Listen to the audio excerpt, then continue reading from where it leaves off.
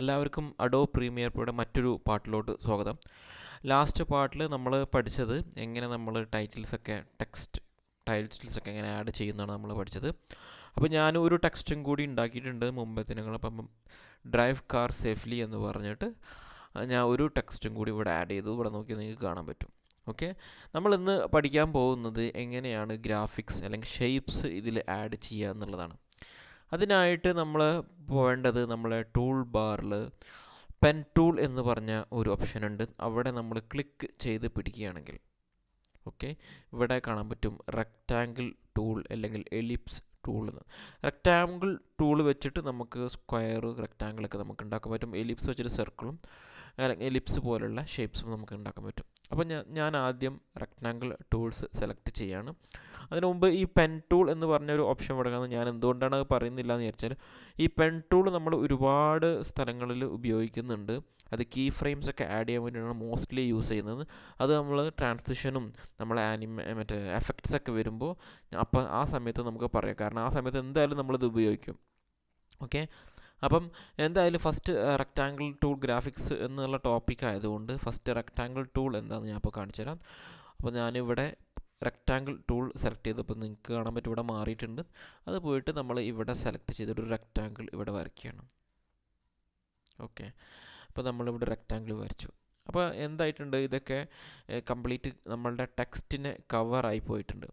അപ്പം അത് നമുക്ക് അത് അങ്ങനെ ഒഴിവാക്കാൻ വേണ്ടിയിട്ട് ഇപ്പോൾ ഇവിടെ സംഭവിച്ചതെന്ന് ഞാൻ നേരത്തെ ഈ ടെക്സ്റ്റ് സെലക്ട് ചെയ്തിരുന്നു. ആ ടെക്സ്റ്റിലാണ് നമ്മൾ എന്ത് സംഭവിച്ചിട്ടുള്ള ആ ഗ്രാഫിക്സ് വന്നിട്ട് എനിക്ക് അങ്ങനെയല്ല വേണ്ടത്. അപ്പം ഞാൻ Ctrl+Z പ്രസ് ചെയ്തു. എന്നിട്ട് എപ്പോഴും ചെയ്യുന്ന പോലെ ഞാൻ സീക്വൻസിൻ്റെ പുറത്ത് വന്ന് ക്ലിക്ക് ചെയ്തു.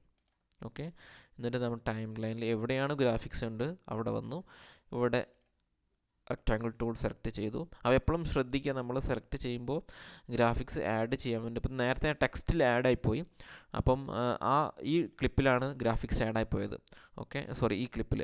അപ്പോൾ നമ്മളിങ്ങനെ ക്ലിക്ക് ചെയ്തിട്ടുണ്ടെങ്കിൽ ആ ടെക്സ്റ്റിൻ്റെ ഇതിലായിരിക്കും നമ്മളുടെ ഗ്രാഫിക്സ് വരിക. അപ്പോൾ അതിനായിട്ട് നമ്മൾ എപ്പോഴും പുറത്ത് ക്ലിക്ക് ചെയ്യുക, ടൈം ലൈൻ സെലക്ട് ചെയ്യുക എവിടെ വേണ്ടതെന്ന് വെച്ചാൽ. എന്നിട്ട് നമ്മൾ എന്ത് ചെയ്യാം, നമ്മൾ ആ റെക്റ്റാങ്കിൾ ഉപയോഗിക്കുക. ഓക്കെ, അപ്പോൾ നമ്മളങ്ങനെ റെക്റ്റാങ്കിൾ ഉണ്ടാക്കുമ്പോൾ ഇവിടെ ഓൾറെഡി ഒരു ഗ്രാഫിക്സ് എന്ന് പറഞ്ഞിട്ട് പുതിയൊരു ക്ലിപ്പ് ഉണ്ടായിട്ടുണ്ടാവും 5 സെക്കൻഡ് ഡ്യൂറേഷനുള്ള. ഓക്കെ, അപ്പോൾ ഇവിടെ താഴെ നിങ്ങൾ നോക്കിക്കാണാൻ ഡ്യൂറേഷൻ, അവിടെ ആ ക്ലിപ്പിൻ്റെ ഡീറ്റെയിൽസിൽ ഡ്യൂറേഷൻ 5 സെക്കൻഡ് എന്ന് എഴുതി കാണിച്ചിട്ടുണ്ടാവും. അല്ലെങ്കിൽ നമ്മളിങ്ങനെ വന്നു കഴിഞ്ഞാൽ നമുക്ക് മനസ്സിലാവും ഇത് 5 സെക്കൻഡാണെന്നുള്ളത്. ഓക്കെ, ഇപ്പോൾ ഇതൊരു കവറായി പോയിട്ടുണ്ട്. അപ്പോൾ എനിക്കങ്ങനെ കവറായി പോകാൻ പാടില്ല. അതുകൊണ്ട് ഞാൻ തൽക്കാലം ഈ ഗ്രാഫിക്സ് ജസ്റ്റ് ഇങ്ങോട്ടൊന്ന് മൂവ് ചെയ്യാണ്. അത് എന്തിനാണെന്ന് ഞാൻ പറഞ്ഞുതരാം. എന്നിട്ട് നമ്മൾ ഈ 3 എണ്ണം നമ്മൾ സെലക്ട് ചെയ്തു. എന്നിട്ട് ജസ്റ്റ് ഇതെന്ത് ചെയ്തു, ഇതിൻ്റെ മുകളിലോട്ടൊന്ന് ഞാൻ ആഡ് ചെയ്തു. അതായത് നമ്മളുടെ ഈ ട്രാക്ക് V3, V4, V5 എന്നുള്ള ട്രാക്കിൽ. എന്നിട്ട് ഈ ഗ്രാഫിക്സ് എന്നുള്ളത് ഞാൻ ഇതിൻ്റെ താഴെ കൊടുന്ന് വെച്ചു. ഇപ്പോൾ എന്താ സംഭവിച്ചു കഴിഞ്ഞാൽ, നേരത്തെ നമ്മൾ ശ്രദ്ധിച്ചിട്ടുണ്ടാവും ഇതിൻ്റെ മുകളിലായിരുന്നു. അപ്പോൾ ഇതിൻ്റെ മുകളിൽ ടെക്സ്റ്റ്, അതായത് ഈ V2യുടെ മുകളിലാണ് V3 എന്ന് പറഞ്ഞാൽ അവിടെ ടെക്സ്റ്റ് വരുന്നെങ്കിൽ ഇതിൽ അങ്ങനെ, അതായത് ലെയർ ആയിട്ടാണ് വരുന്നുണ്ടാവും. ഇതിൻ്റെ മുകളിലായി നമ്മൾ ബാക്കിയുള്ളതൊക്കെ. അപ്പോൾ ഗ്രാഫിക്സ് ഇപ്പോൾ നമ്മൾ തന്നെ റെക്റ്റാങ്കിളിൻ്റെ മുകളിൽ വന്നിട്ടുണ്ട് ഈ ടെക്സ്റ്റും കാര്യങ്ങളൊക്കെ. ഇനി നമുക്കത് എഡിറ്റ് ചെയ്യണമെങ്കിൽ എഡിറ്റ് ചെയ്യാം. ഓക്കെ, കുറച്ചൊന്ന് വലുതാക്കണമെങ്കിൽ അങ്ങനെ വലുതാക്കാം. ഓക്കെ, ഇനി ഇതിൻ്റെ എഫക്ട്സിൽ പോയിട്ട് എഫക്ട്സ് കൺട്രോളിൽ പോയിട്ട് ഇതിൻ്റെ സെറ്റിങ്സ് നമുക്ക് ചേഞ്ച് ചെയ്യണമെങ്കിൽ ചേഞ്ച് ചെയ്യാം. ഓക്കെ, ഇവിടെ നമുക്ക് അതിൻ്റെ പൊസിഷൻ മാറ്റണമെങ്കിൽ പൊസിഷൻ മാറ്റാം.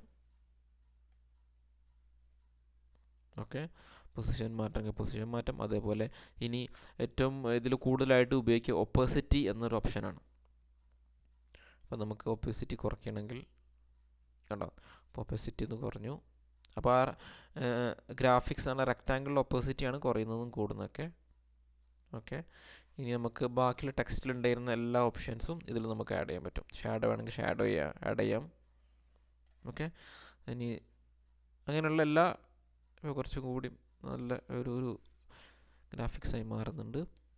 ഇനി കളർ വേണമെങ്കിൽ നേരത്തെ പറഞ്ഞ പോലെ നമ്മളിത് സെലക്ട് ചെയ്തിട്ട് ഈ ബാക്ക്ഗ്രൗണ്ട് കളറാണ് വേണമെങ്കിൽ അങ്ങനെ ആക്കാം. അപ്പോൾ അത് കുറച്ച് ക്ലിയർ ആവാതെ വന്നിട്ടുണ്ട്. അപ്പോൾ നമുക്ക് ഓക്കെ, അല്ലെങ്കിൽ ഇവിടെ പോയിട്ട്